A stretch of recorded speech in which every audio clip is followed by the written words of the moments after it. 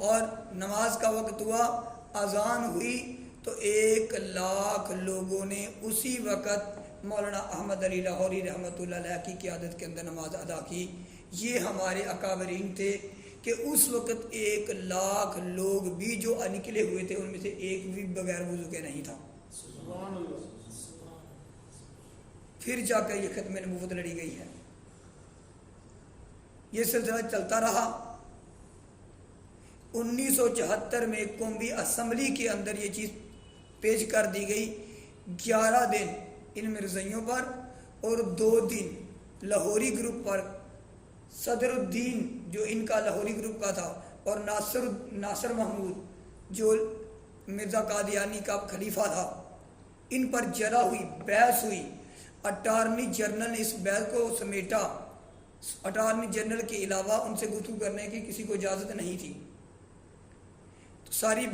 بات فیصلہ ہوا، اور فیصلہ ہونے کے بعد متفقہ طور پر یہ فیصلہ صادر کر دیا گیا کہ یہ کافر ہیں۔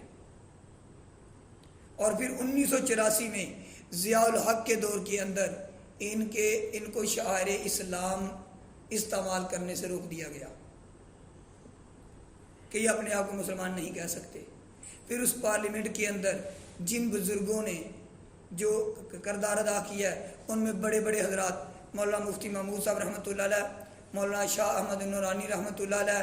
پروفیسر غفور رحمۃ اللہ علیہ، مولانا عبدالحق رحمۃ اللہ علیہ، مولانا غلام غوث ہزاروی رحمۃ اللہ علیہ، مولانا عبد المصطفیٰ رحمۃ اللہ علیہ اور چودھری ظہور الہی رحمۃ اللہ علیہ پارلیمنٹ کے اندر موجود تھے۔ یہ پرویز الہی کے غالباً والد صاحب ہیں، یہ وہاں موجود تھے۔ اور فیصلہ کیا گیا کہ جب یہ فیصلہ ہوا تو یہ بات طے کرنے لگے کہ جب ان کو کافر قرار دے دیا گیا، اب ہر ایک کو ان کے گھر میں جا کر تو یہی بتایا جائے گا، اور کس طرح پتہ چلے گا عوام الناس کو، اور ان کو کیسے روکا جائے گا کہ یہ اپنے آپ کو روکیں گے یہ کافر ہیں، ان کو کیسے بتایا جائے گا؟ تو پھر انہی علماء نے وہاں بیٹھ کر ایک حلف نامہ تیار کیا۔ فرمایا ایک حلف نامہ تیار کر کے جس کے اندر یہ لکھا جائے، جو اپنا بورڈ بنائے، جو اپنا شناختی کارڈ بنائے، جو اپنا پاسپورٹ بنائے، تو اس کے اوپر ایک پہلے پرفارما لکھا جائے، اس کے اندر یہ لکھا جائے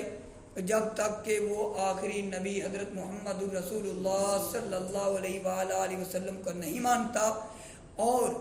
مرزا ملعون کے اوپر جو اس کے کفریہ کلمات ہیں اس کی تحریر پر دستخط نہیں کرتا کہ وہ کافر ہے، اس کو کافر مان کر ختم نبوت کو ہمارے پیارے حبیب علیہ الصلوۃ والسلام کی ختم نبوت کی دستخط نہیں کرتا، اس کا شناختی کارڈ نہ بنایا جائے۔ اعلان ہو گیا، اور اس وقت کے الیکشن کمیشن نے اس آرڈر کو جاری کر دیا۔ بعد میں ضیاء الحق کے دور کے اندر ہائی کورٹ کے چیف جسٹس مولوی مشتاق صاحب تھے، اس کو چیف الیکشن کمیشن بنایا گیا۔ اس کے ساتھ مرزا ناصر نے ملاقات کی تو اس نے دوبارہ الیکشن کمیشن کے اندر اس کے اندر جو پرفارما تھا اس کے اندر تبدیلی کر دی۔ اس وقت مولانا شریف جلندری رحمۃ اللہ علیہ، مولانا تاج محمود رحمۃ اللہ علیہ، یہ بھاگتے ہوئے مولانا مفتی محمود صاحب رحمۃ اللہ کے پاس تشریف لے کر گئے، اور اس وقت مولانا مفتی محمود صاحب رحمۃ اللہ علیہ بیمار ہسپتال کے اندر، غالباً آرمی والے کے ہسپتال تھے، وہاں بہت سخت بیمار تھے، تو انہوں نے اس وقت نواب نصر اللہ کی ڈیوٹی لگائی۔ نواب نصر اللہ یہ تشریف لے کر گئے ضیاء الحق کے پاس، اور ضیاء الحق سے ملاقات کی، تو ضیاء الحق کو جب یہ پتہ چلا تو الحمدللہ وہاں بھی مسلمانوں کو فتح نصیب ہوئی، اور انہوں نے آرڈر جاری کر دیا کہ یہ قادیانیوں جو ختم کیا جا رہا ہے اسی طرح جو پرانا چل رہا تھا 1974 سے اسی طرح لکھا جائے۔ پھر الحمدللہ مسلمانوں کو فتح نصیب ہوئی۔ چلتے چلتے سانسیں چلتی رہیں، یہ برطانیہ اور انگریزوں کے پاس جا کر انہوں نے کوئی ایسا طاقتور کفریہ کافر جو طاقتور حکمران ہیں جو ملک ہیں، ایسا کوئی نہیں چھوڑا جہاں تک انہوں نے یہ نہیں کہا کہ ہمیں پاکستان سے یہ چیز منظور کروائی جائے۔ تو الحمدللہ ان کو شکست ہوتی گئی، حتیٰ کہ مشرف کے دور کے اندر بھی قادیانی نے سازش کی، اور جس کی وجہ پر تمام مذہبی جماعتیں ہماری یہ جمع ہو گئیں، اور یہ جو فلیٹی ہوٹل ہے وہاں یہ ساری کی ساری جماعتیں وہاں جمع ہوئیں، اور مشرف کو ایک ہفتے کے اندر اندر قادیانیوں کی اور مسلمانوں کی فرشتے علیحدہ کرنے کا کہا، اگر نہ کیا تو اس کے بعد ہم تحریک چلائیں گے۔ اللہ کے فضل و کرم سے الحمدللہ وہاں بھی مسلمانوں کو فتح ہوئی، اور اگلے دن ہی مشرف نے یہ اعلان کر دیا کہ ہم مسلمانوں کا مطالبہ قبول کرتے ہیں۔ جی ان کے بارے میں کہا جاتا تھا لیکن وہ اتھینٹک نہیں ہوئی۔ تھوڑا سا پیچھے جاؤں گا، اس سارے فتنے سے پہلے اگر سارے مسلمان جو ہیں حضرت ابوبکر صدیق رضی اللہ تعالیٰ عنہ نے جو فتویٰ دیا تھا اس پہ عمل کرتے تو یہ فتنہ اتنا زیادہ نہ پھیلتا۔ نبدا ایونگل اس پارٹی معاملہ ہے، اگر اس پہ عمل کرتے بجائے سے کافر قرار دیا جائے، چاہے انگریز کی حکومت تھی، چاہے جو بھی معاملہ تھا، میں سمجھتا ہوں مسلمانوں کی طرف سے ایک کمزوری تھی جس کی وجہ پہ آج ہم ابھی بھی ان کو بھگت رہے ہیں۔ اسی دن اس کو اس فتنے کو ختم کیا جاتا، اس جو بھی اس کے پیروکار تو سب ختم کیا جاتا، جس طرح حضرت ابوبکر صدیق رضی اللہ عنہ نے جنگ لڑی اور اس کے بعد اس کا معاملہ طے ہوا۔ ممکن ہے نہ تھا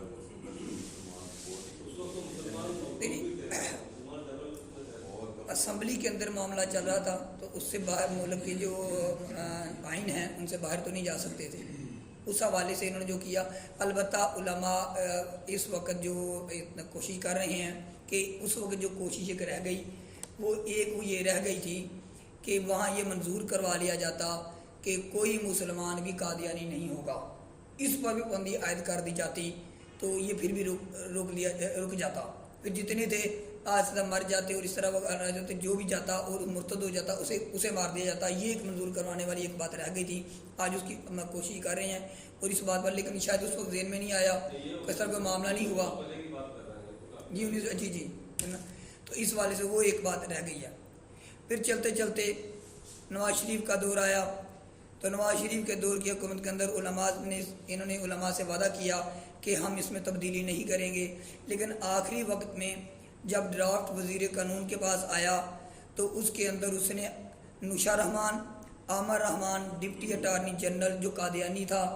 اس کو، اور برطانیہ کا ایک وفد تھا، اس وفد کے اندر سے ایک نمائندہ وہاں بٹھا کر اس کے اندر تبدیلی کر دی۔ جی یہ بھی جو معاملہ ہوا تھا، نوشا رحمان، عامر رحمان ڈپٹی اٹارنی جنرل، اور یہ قادیانی تھا، یہ دونوں قادیانی تقریباً، اور برطانیہ کا ایک وفد آیا تھا، اس میں سے ایک بندہ جو ہے نا اس میں شامل کیا گیا تھا، جو راتوں رات اس کے اندر تبدیلی کی گئی۔ اور جو علماء کو جی جی جو حضرت صاحب نے بیان فرمایا اس کے اندر یہ جو بندوں کے نام ہے وہ یہ ہیں، ان کے بندوں میں صرف انہوں نے یہ بتایا ہے کہ وزارت قانون جب اس کے پاس یہ ڈرافٹ گیا ہے، شاید آپ تک انفارمیشن ہے کہ نہیں، جاکر صاحب بھی قادیانی تھے؟ کون؟ کون؟ نہیں لیاقت، چلیے اسی پہ بعد میں بات کر لیتے ہیں، البتہ نہیں، دونوں قادیانی نہیں تھے۔